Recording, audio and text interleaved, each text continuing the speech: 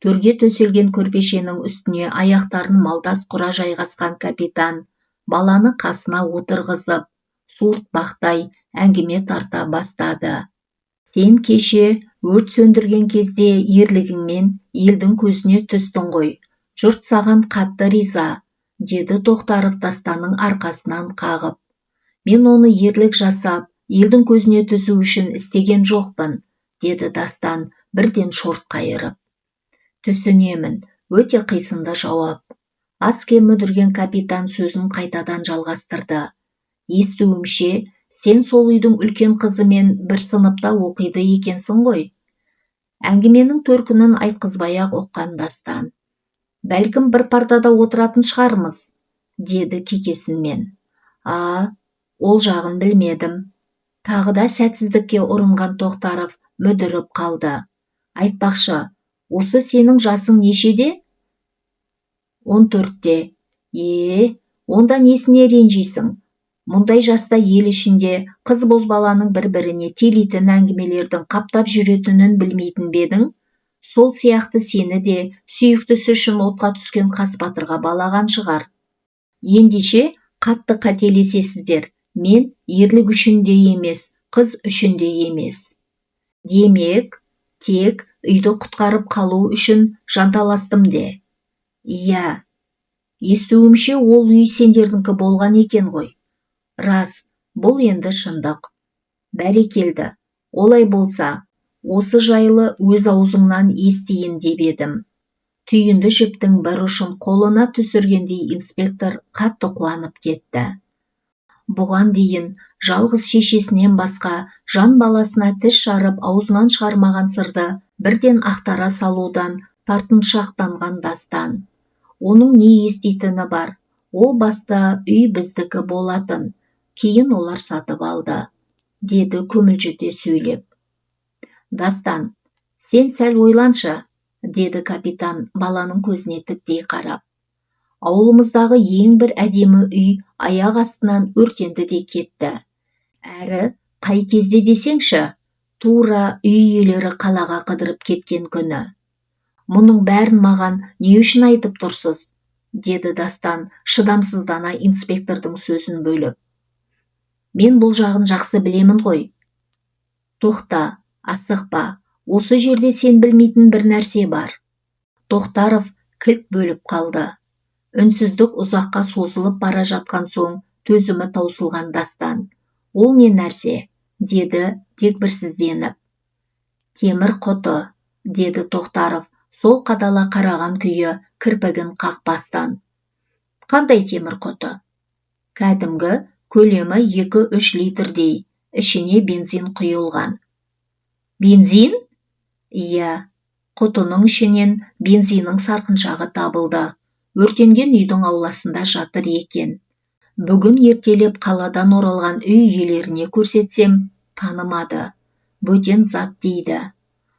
Сонда, Дастан, сен қалай ойлайсың? Үйді өртеген адам құтыны лақтырып жіберіп, ізін жасыру үшін өзі өрт сөндірушілердің арасына қосылып кетуі мүмкін бе?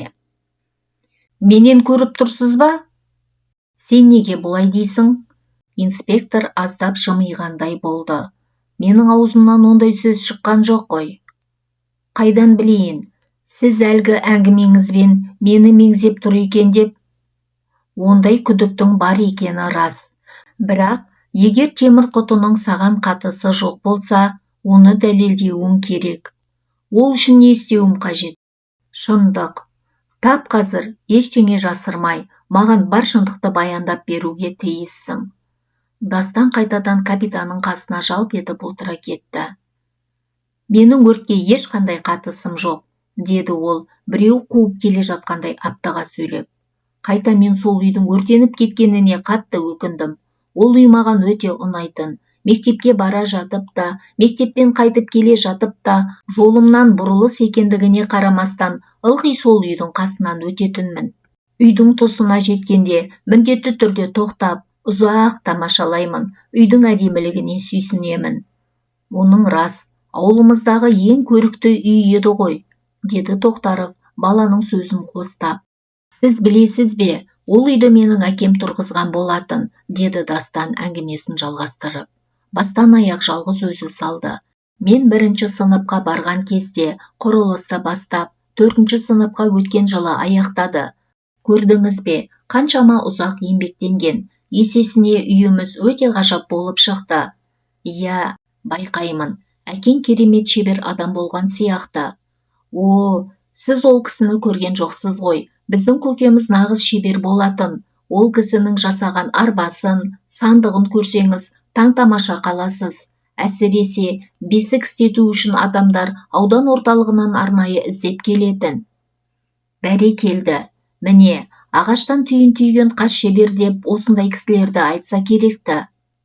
Әттең, бір өкініштісі, сол өз қолымен тұрғызған әсем үйде әкеміз бір-ақ жыл тұрды, деді Дастан, даусы жарықшақтана мұңайып. Қалайша, аяқ астынан қатты ауырып, көп ұзамай қайтыс болды ғой, деді Дастан көзі жасаурап. Содан ол аздай іле-шала шешеміз белінен шойырылып, істеп жүрген жұмысын тастауға мәжбүр болды. Үйде жұмыс істейтін ешкім жоқ. 2 әпкем институтта оқитын. Оларға ай сайын ақша керек. Біздің киетін киімімізге, ішетін тамағымызға ақша қажет. Ақшаның жетіспеушілігінен әбден қиналдық. Жоқшылықтан өлердей мезі болған апамыз бір күні, мына үйді сатамыз, деді. Ақыры сатып тынды. Сөйтіп лезде мол ақшаға кенелдік те қалдық. Сол ақшаны азын-аулақ бөлігіне өзімізге бір шағын ескі үйді сатып алып, қалғанын шетінен күнделікті тіршілігімізге пайдаландық. Әдетте ауылды жерде үй сату қиын ғой. Сендерге сәті түскен екен, ә? Иә, дәл осы тұста бір үлкен кәсіпкер ауылды жерде сүт өңдейтін зауыт саламын деп қаладан көшіп келіп, қолма-қол біздің үйді сатып алды ғой. Бірақ жапырайған ескі үйге қоныс аударып бара жатып, апа, осыдан қара да тұрыңыз, мен бұл үйді кейін бәрібір қайта сатып аламын, дедім шешеме естірте, өз-өзіме ант бергендей тістеніп. Балам-ау, қыруар ақшаға алған әдемі үйді ол саған қайта сата қояр ма екен, деді шешем сенімсіздеу түрде. Сатады. Мен оның бізге төлеген ақшасынан да асырып жіберемін. Тіпті қанша сұраса, сонша ақша беремін, дедім алған бетімнен қайтпай. Сонда барып көзіне жас үйірілген апам мені құптағандай үнсіз ғана басын шұлғыды. Кейін бұл ойыңнан айнып қалған жоқсың ба? Деді инспектор балаға сынай қарап. Жоқ, күні кешеге дейін сол ойымнан айныған емеспін, деді Дастан мейлінше нық-нық сөйлеп. Әттең, кешегі өрт болмағанда, әкемнің өз қолымен тұрғызған үйін сөз жоқ, кейін қайтадан сатып алатын едім. Өкінішті-ақ, деді Тоқтаров басын шайқап. Байқаймын, темір құтыға сенің қатысың жоқ сияқты. Дегенмен, сен қалай ойлайсың? Үйді кімдердің өртеуі мүмкін? Білмедім. Мен ол туралы тіпті ойламаппын. Жарайды. Әңгімемізді әзірге осымен доғарайық, деді учаскелік инспектор кетуге жиналып. Үй ішіндегілермен қоштасып, сыртқы есікке қарай беттеген ол кенет кері бұрылып. Әсте, көмекке ауданнан тергеушілер шақырту керек-ау, деді түсініксіз жұмбақтай. Дастан иығын қиқаң еткізді. Учаскелік инспектор үйден кете салысымен Дастанның қасына інісі жүгіріп келді. Жүрші, мен саған бір нәрсе айтамын, деді ол иегімен даланы меңзеп. Маған сыртқа шығуға болмайды. Кел, одан да мында кірейік, деді Дастан әлгінде ғана учаскелік инспектормен екеуара әңгімелескен бөлмеге қарай жол бастап. Ағасының соңынан ішке ілесе кірген Дастан есікті нығарлай жауып қойды. Өзі қатты абыржулы сияқты, бір орнында байыз таппай, әрлі-берлі қозғалақтай береді. Інісінің қобалжып тұрғанын байқаған Дастан. Ал, не айтпақ едің? Деді жылы қабақ таныта. Дастан, мен сенің сөздеріңнің бәрін естідім, деді Дастан, тап бір ұрлық жасап қойған баладай, басын төмен сала жанарымен жер шұқып. Қай сөздерімді айтасың? Әлгінде учаскелік инспекторға айтқан. Дастан ағасының бетіне жалт қарады. Сендер сөйлескенде есік ашық тұрды ғой. Мыналардың оңаша сөйлескені осы ма? Деп апам далаға шығып кетті. Ал мен ауызғы бөлмеде отырып бәрін естідім. Жарайды, естісең не болыпты? Мен сенің бұрынғы үйімізді кейін қайтадан сатып алайын деп жүргеніңді білген жоқ едім, деді Тастан ашына даурығып. Жә, онда тұрған не бар, бәрібір ол үй енді жоқ қой, деді Дастан інісіне басу айтқан сыңаймен. Сен білесің бе, ол үйді өртеген мен ғой. Мен ол үйді өртеген, деді Тастан кіжіне айқайлап. Қалайша сен? Деді Тастан, сенер-сенбесін білмей аңырып. Иә, мен, үйді өртеген мен. Не үшін?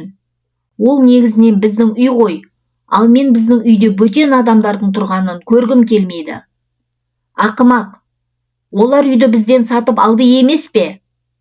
Сатып алсашы, көкем ол үйді басқа біреулер тұру үшін салған жоқ шығар. Дастан әрмен қарай інісімен сөз жарыстыра алмады. Ол сонау жылдары үйдің құрылысы аяқталып, қоныс тойы жасалып жатқан кезде әкесінің: Балам, бұл үйді сендердің балаларының балаларына мұра болып қалатын баспана ретінде тұрғыздым. Мұны қара шаңырақ дейді, деп айтқан сөзін есіне алған еді. Тастан, сен бәрін бүлдірдің ғой, деді Дастан, әке арманының енді қайта ешқашанда орындалмайтынына қатты өкініп. Кешірші, Дастан, бәріне мен кінәлімін, мен. Ағасын құшақтап алған Тастан еңіреп жылап жіберді. Мен кешіремін-ау, деді Дастан бауырына тығылған інісінің басынан сипап.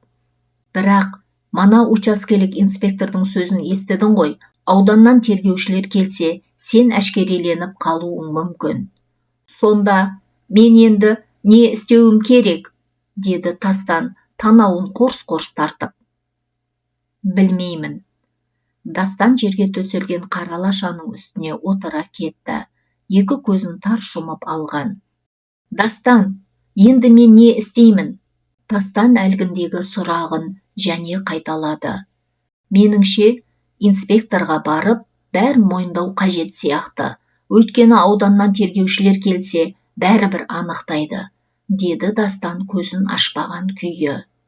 Сосын, мені соттайды ғой. Әрине, басыңнан сипай қоймас. Онда мен бармаймын, деді Тастан қитығып.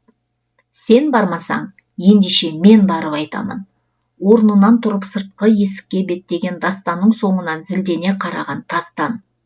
Сатқын, деді бар ашуын ақтара салып. Іштей түйілген Дастан үн-түнсіз далаға шығып кетті. Аяғын кібіртіктей басқан ол үйден біраз ұзап барып, кілт тоқтады. Сол жердегі бір сәт кідірген Дастан кенет кері қарай тұра жүгірді. Тастан! Тастан! Деді ол қақпадан кіре бере, ауланы басына көтере айқайлап. Әлгі үйге кірмей, есік алдында тұрған Тастан ағасына қарсы жүгірді. Тастан, кел, екеуміз тура қазір анау үйдің иелеріне барып, барлық жағдайды бастан аяқ айтып берейік. Бәлкім кешірер, меніңше кешіретін сияқты, деді Дастан бастырмалата сөйлеп. Ал, егер кешірмесейші, деді Тастан ағасының сөзіне иланар-иланбасын білмей.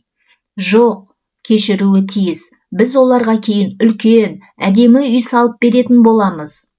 Осы сөзге тоқтаған Дастан мен Тастан көп ұзамай кеше өртеніп кеткен үйдің орнына тігілген әппақ киіз үйге қарай кетіп бара жатты.